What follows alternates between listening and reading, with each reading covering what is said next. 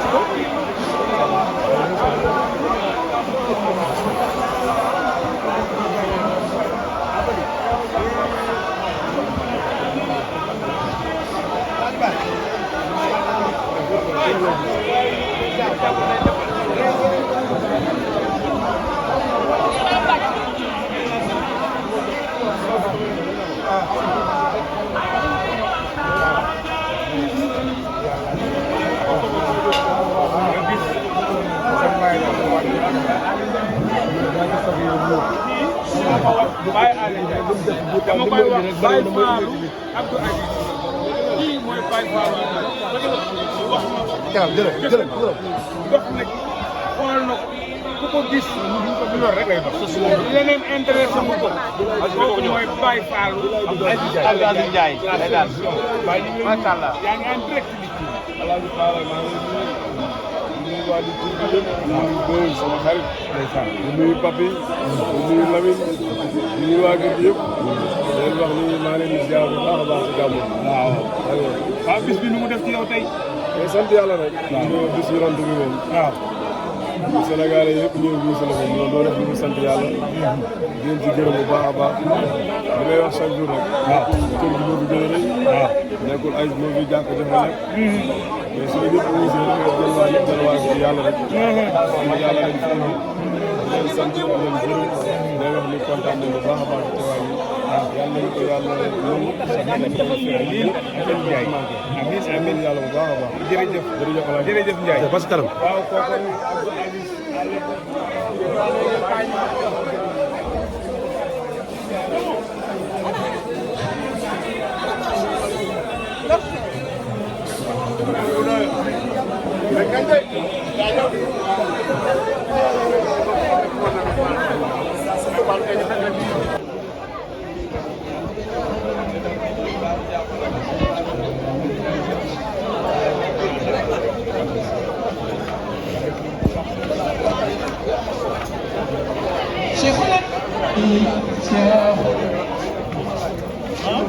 ومن كل أولياء إلهي من فيضي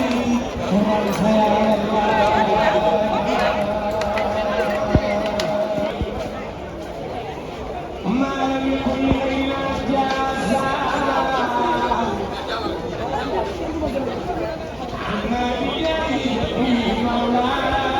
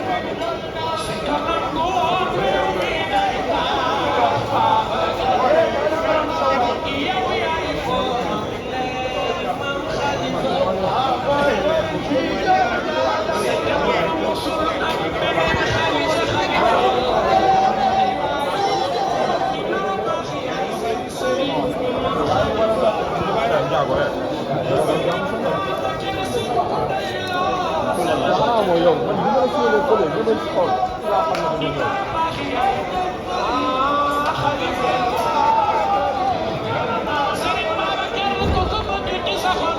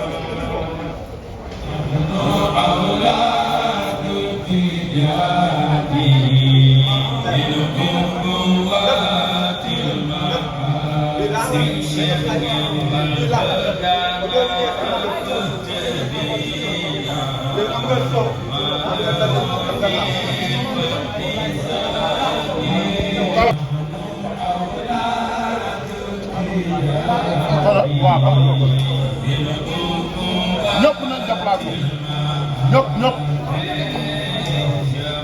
ñoom ñëpp ñoom ñëpp soxna ñoom ñëpp